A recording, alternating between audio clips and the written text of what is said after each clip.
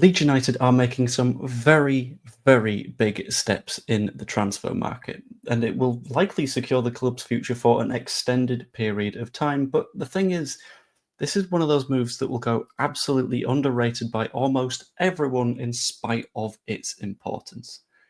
I'm talking really vague right now, but you'll see why in a minute after I ask you to A, subscribe, because for every subscriber that I've got during full time at the charity match, I will give an extra 1p to Prostate Cancer UK, and also get a ticket for the charity match. They are down below. We've got a bar open, we've got face painting for the kids, £7 for adults, £3 for children.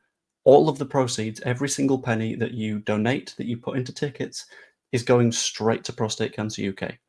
So please do so. John Charles Centre for Sport, 20th of July. It's going to be a fantastic day and also streamed on YouTube. But anyway, Leeds do currently have a bit of a glaring weakness that I think should be an advantage to the club, but we are reportedly very interested in signing a goalkeeper to fix it.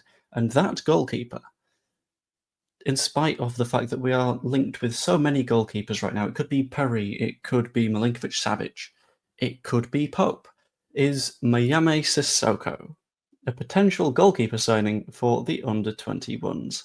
Ha ha ha ha ha. Got you on that one, because in this video we'll be discussing the current Leeds United under-21 squad overhaul that I think a lot of people are going to be massively underrating, but stick with me, because I think it's genuinely very important, and that's why I'm doing a video on it rather than a stream or anything, because sometimes these videos go down a little bit better, so I thought I'd go for that. The under-21s have been making a few signings recently, so Mayame Sissoko is just the most recent sort of suggested probable signing. So this guy specifically is 20 years of age. He's made his professional debut in the French third tier, which is admittedly not a great level of football, but it's not too dreadful. And he has played for, I believe, Mali's under-21s. So he's definitely got something behind him. He's one of the sort of upcoming talents when it comes to African football. But he's not the only deal that we've made so far. Another player that we've signed is Louis Enahoro Marcus, who is a former now Liverpool centre-back that we signed on a free, 18 years of age. Very, very sort of strong, commanding, solid, incredible at doing a job. I believe his contract expired because he was looking for opportunities to actually get a decent amount of football, which were more likely to be able to give him in the long term.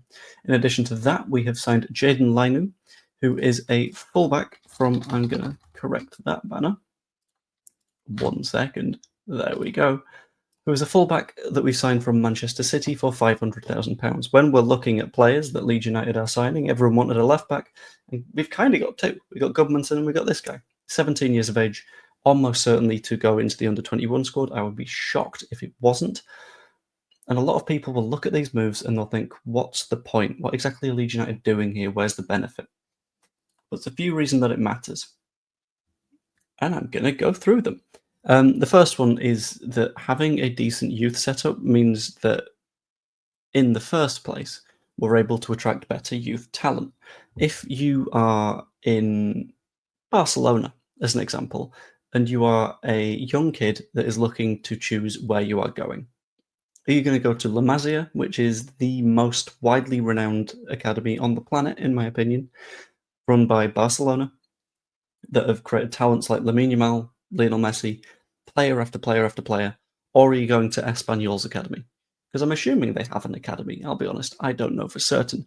But Espanyol definitely have a youth setup, but if you're offered the two, yeah, you're going to get minutes at Espanyol, but this is the one that's held in higher esteem because the bigger names have come through it.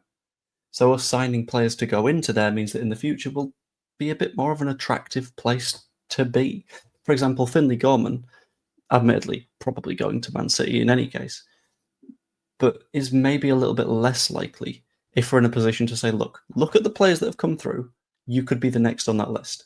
In addition to that, we've got a further benefit with better players sort of automatically making the players around them improve. If you have to force your way into a team to, if you're a young centre-back, fight your way through Enahoro Marcus now, or if you're a young left-back, say, I've got to find my way past Lainu, or it's not going to work for me, then you're going to increase your level because you are playing with and against better footballers. That's the entire point of, I think, is it the Elite Talent Program or whatever the FA thing is? Where the entire goal is increase the level of players in youth football, keep them domestic, and then everyone sort of benefits from that. And if we are able to take the biggest possible benefit from that, even better. And in addition to that, this is the one that feels a little bit cynical and is the one that I don't hugely enjoy looking at the cynical side of things. But there's a little bit of honesty to it that if you've got a better academy, you effectively protect yourself from PSR issues. Look at the players that we sold in the big sell-off of the summer of 2024, in which it was sort of like all of our young players out the window. One of those was Archie Gray, 40 million quid. That very clearly shows the benefit of having talented young players in your academy, because in the future you'll be able to sell them for a profit. Have another look at Crescencio Somerville. Sold him for, I think it was 25 million, rising to 34.